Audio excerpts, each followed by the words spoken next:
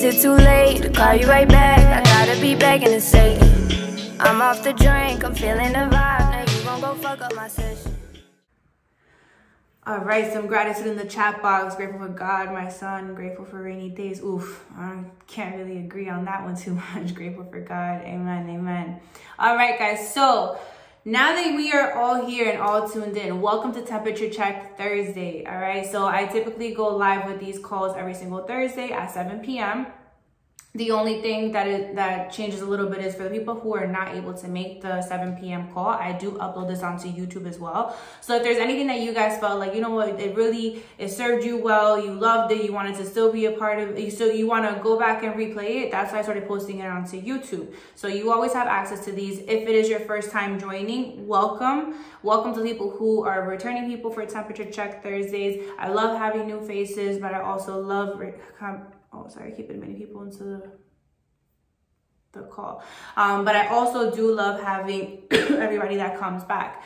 So a little bit about Temperature Check, because I know there's a couple new names and a couple new faces. So this all started off as just an idea. It was a conversation between myself and Katie. And, you know, in the midst of having all the calls that we do have in regards to trading and training purposes, I wanted to make sure that, you know, we had something that was a little bit on a different note. I always like to add value to people, and I like to make sure that we check in on people. I like to ask the question of, how are you doing? Like, how are you doing? I feel like it's something that people don't really get asked too much. And even though I don't get to speak to each person individually, I'm speaking to everybody as one. So I like the fact that the temperature check calls were just basically to be that, a temperature check in the middle of the week. You know, sometimes a rough week will lead up to today, it's Thursday, and then you drag that into the weekend. I want to make sure that you're able to disconnect whenever it comes down to the weekend, and, you know, give your chance like a little bit of a restart button. So I mean well with my calls, and I welcome you guys all into it. So one thing that I am going to tell you all is that on these temperature check calls, I like to make people uncomfortable, because one thing about me is I do not filter. I speak from the heart. So like when I say things, like I really do mean it for you to dig deep, and it comes from my heart. So with that being said, let's get right into it. So, y'all ready? Pride. Right? So by dictionary definition, pride is an emotion, an emotional response or attitude to something with an intimate connection to oneself due to its perceived value. So I recently learned how much of a double-ended sword pride really is. See, when we express someone's achievement or excellence in something, like we use the whole term of, I'm so proud of you, as a celebration, right or wrong. So sometimes we take compliments lightly, but there are other times that we're all guilty of it, whether we admit it or not. We take them and let them get a little too much strength. And I'm a firm believer in the fact that we're all created for a purpose. So God doesn't see us for our circumstances. He sees us for the potential that he puts in front of us. We are designed to live a purpose in general. Like, we are all designed to live a purpose. So if God is for us, who can be against us? The opposition. So let me show you how the devil works. So we live in a world where comparisons really have us like undervaluing what we have. And I'm not saying that we're ungrateful, but we're just not easily satisfied. Now, like nowadays, our surroundings and our social media interpret a very different definition of what a good life may be, even what a successful person will look like. And it's so bad that even the successful people that some idolize, like such as celebrities, actually end up in a hole themselves. Think about it. They have to maintain an image, especially after they obtain it. Goes back to what I was saying, that success and certain things are really just an impression. It's something, sometimes they're not even real. Like, I'm gonna go deeper into that. So when we don't have it, we fake it like we do. And once we have it, we can't lose it. So it's like a never ending pressure, like this comparison life that we've all created nowadays, right? So drop a 4 in the chat box if you can actually agree with that. So there are 2 major steps to unlocking your purpose. Those are affirmation and revelation. Okay, one leads to the other. And we know that when we affirm, We plant that into the universe. We are affirming what we're claiming to be ours. But why? Like, is it because we feel like we're capable or deserving of it? But sometimes we tend to be a little too sure of what we think we deserve. Y'all tune into temperature check, so that just kind of grants you permission to check your temperature. So I'm gonna kick it off like this. Sometimes as entitled as we can be, we know what we want to eat, right? Something simple to start it off. Sorry guys, people keep coming into putting the request to get in. Okay, so sometimes we can be a little bit of entitled, and we know we want to eat, for example. So we make the grocery list, we go search for all the supplies, every last condiment, we purchase it. Sometimes we spend money that we didn't even have to spend because we had food at home, but we really want that one specific recipe because why not? Because we can. Like, who's gonna tell you what you can and can't eat, right? But then we come home, lay all the ingredients out and say, okay, I'm ready to cook. Now, what if the universe decides, no, turns out the stove ain't gonna work today. The oven will not turn on. Whatever appliance you thought was gonna make this meal that you wanted so bad, that you could just taste by looking at the picture, that you went out of your way, and it's just not gonna be a dinner tonight. At this point, you're just pissed. See, I use that analogy, but sometimes we do that with our life expectations. We put the puzzle pieces together for what we think we deserve, what we want, what we feel we need, and sit there and are like, hello, universe, you can put this together for me now. Like, I got it all aligned for you. You just gotta bring it into life. But no. Sometimes the plans are different for us. Sometimes that purpose is not for us. Maybe it is, but maybe we're still calibrating and we're just not ready to receive that blessing. But no matter how bad you beg to differ, remember that this is not your timing. Things do not come in your timing is your timing. You don't have control over it sometimes. No matter who you are. How humbling is that? You see, that's when we really need to hit the point that I do every single week. Reevaluate yourself. Do it. If it's not the universe, if not, the universe will humble your entitled self. And I know it's easier said than done, but there are times that we have to accept and understand that maybe rock bottom is just part of our journey. And it doesn't mean that the universe or God is against you just because things aren't going your way. Maybe we need to fertilize the soil in order to be able to cultivate. Because remember, even harvest is by season. Sit there and pray to the soil all that you want, but light all your candles, speak it into existence all you want, but you can't rush the process of what is out of your reach.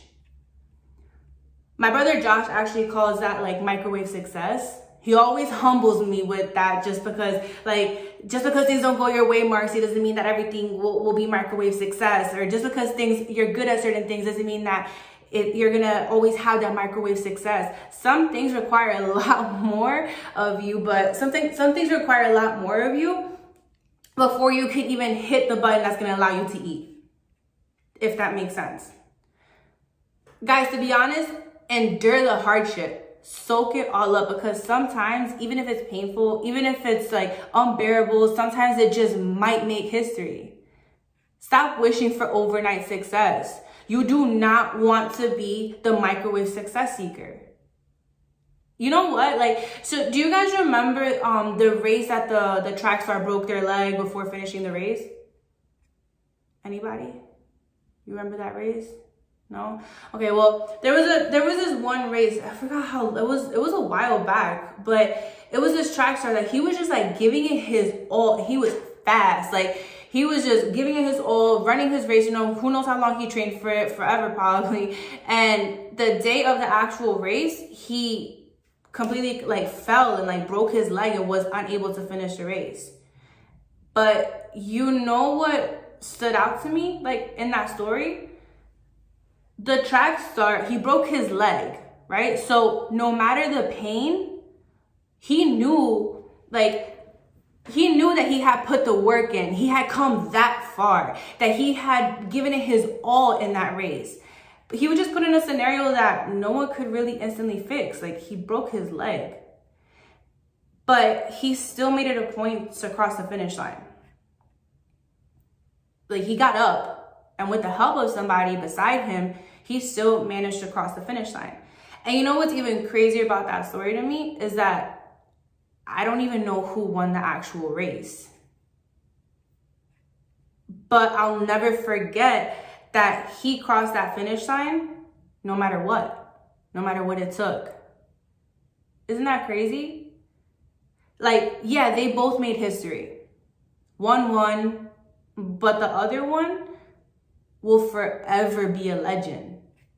I mean, in my eyes, at least, you know. So endure the hardship. Also, endure the fact that hardship can be discipline. So endure the hardship as discipline. Let me run that back. Endure the hardship as discipline. Discipline results in progress. Discipline results in freedom. Discipline results in a good feeling. Discipline is beneficial. And discipline is what you ought to do now so that you can do what you want to do later. No, you are not the only one enduring hardship. How many of you have heard of an incredible story of someone's breakthrough after hardship? Many of us, right? Like, we go to our events and like we see and we hear so many amazing stories of things that people overcame, right? Do you think that that person got to where they're at because one day they just looked up and said, okay, God, universe, like, I'm done suffering now. I got the point. I'm ready to experience the good. Like, I'm ready to unlock my purpose. No. Like, I wish that's how every success story unfolded. There are two rules that I live by and I remind myself daily when I look in the mirror. Rule number one, quality and circumstances should not change the way that you work. Rule number two, quality and circumstances should not change the way that we worship God. There is nothing that is too big or too small for you to obtain when you understand and apply rule number one and rule number two. Let's crank it up a notch.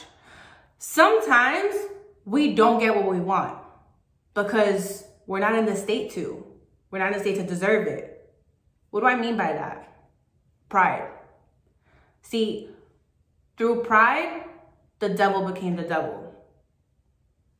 Self-centered, like me, the world that I want. Through it comes competition. Ties back into the trending comparison topic that I was discussing. So both jealousy and anger are present where there's pride. I'm not shaming you for having pride. Like, we're not perfect. Pride is something that everyone has been guilty of having at some point. Whether all I want is for us to be, all I want is for us to be able to like recognize it, acknowledge it. We're going to acknowledge it right now. So right now, I need every single one of you to put your pride aside. This is where you check yourself. You need to ask yourself. And I want you to write this down and answer it for yourself. Not for me, like, I don't need to know why you're blocking your own blessings. It's more so for you. But you need to ask yourself these questions. Am I easily offended? Do I have trouble with authority? Am I self-exhausting? Do I receive criticism well or correction well? Or do I turn around and attack back in defense mode? We need to ask ourselves these questions. Because if you haven't figured it out by now, pride, what some of us wear so lovely at times, so harmlessly, like unknowingly even, pride robs us from experiencing what God or the universe has in store for us. And let me tell you, destruction is what follows pride. So, who here is familiar with the word of mammon, the spirit of mammon? Anybody familiar with the spirit of mammon? No? I don't see any activity in the chat box. All right, well, let's talk about it. The spirit of mammon, what it is, it's a spirit of greed. It's selfishness. It's trust in stuff. Trust in riches. Valuing your life by the money you have. No, money is not evil. So trust me, that's not what I'm saying. Like, I don't work this hard to have a whole lot of evil. But the love of stuff and the love of money is what's evil. See, money will rob you of life. Our lives don't consist of the abundance of our possessions, family. So don't put your trust in your status. And don't put your trust in your appearance. Trust me when I tell you that God and the universe will humble you. The way that they will supply you with all of your needs and riches that money can't buy. You ever heard of being rich with a poor mindset or poor with a rich mindset? Like, that all ties in. Seek God before you seek possessions, because when he blesses you, it comes with value, family. Like, you come in with 0 and you leave with 0. You do not take money with you. I actually heard a story of a man who was rich. And like, when I say rich, like, I mean money bags. Like, he had like all the bags, y'all. Like, when he told, so he found out he was, excuse me, there comes my cough again. So when he found out he was dying, he actually went and he told his wife that the day that he died, he wanted to take his money with him. And he wanted to be buried with his riches. You know what happened the day of his funeral? His wife wrote a check out to him with all his money, like what he was worth, basically what he had to his name, placed it right on his chest, like, poop, buried him with his riches. That's how empty that is. Like, that's how empty it can be. Like, that dollar sign could be real empty. Do not allow your possessions to be what defines you. Do not allow the money in your pocket to be what determines your value. Because you are more than just that. Like, I've seen a homeless person cry themselves to sleep, and I've heard of a rich man that cries himself to sleep as well. Money doesn't add the value to you. It does not add value to you. It doesn't add value to your life. But what does? Like, you have your own identity. And I feel like a lot of us really just use that whole comparison to be like, oh, well, I'm not here. I don't have this. I have this, but I don't have that. And it makes you feel like you depreciate as a person. And what you have shouldn't identify who you are. Like, what you own should not identify who you are as a person. And that's something that you have to identify on your own. Like, I can't do that for you. But what I can do is encourage you to dig deep. Like, I think I have money in there. Yeah, like, this is a piece of paper. Okay? Like, this barely has value to it as it is. If you know, like, the US dollar is like, you know. But this is just a piece of paper. If I lose this piece of paper, right? If I lose every single last dollar that I have to my name, do I depreciate in value? Like, would anyone love me less? And if you, first of all, if somebody loves you less because you lose the money that you have, then you really have to reevaluate your surroundings. Because if I lose every single dollar that's to my name, I will always be Marcy. I will always still add the same. I might not be able to add financial value to someone's life at that point, but I'll be able to add some type of value. I'll allow you, I'll help you. How about this? I could have no money in my pocket. You could have all the money in your bank account, but I promise you I'll help you see a value in yourself that you can't identify and you can't purchase with all that money that you have. So no, I may not have the money that is going to allow me to fit the appearance of the people in my circle, the appearance of the people in the crew that does still have the money. But guess what? That shouldn't define you. You shouldn't think less of yourself because you don't have you didn't hit the TPs that everybody was hitting. You missed out on this, or you entered a coin that it ended up flopping. Like, it's just not me. It's like, no, like, it doesn't make you less valuable. So what's your vision for this life? Is it just the stuff between the zeros? Shouldn't be. By all means, like, I know I said, like, complimenting could sometimes, like, boost somebody up and it could give them pride, but I don't mean to, like, you still should always give compliments, like, affirm people, encourage them. When you receive that, like, in return, take the compliment. Don't turn it into what it's not meant to be. You know, like, you don't carry it where you go. It's not a possession. And don't allow pride to be what blocks you from receiving what your calling is. Can I see some fire emojis in the chat for anybody that got value from that call?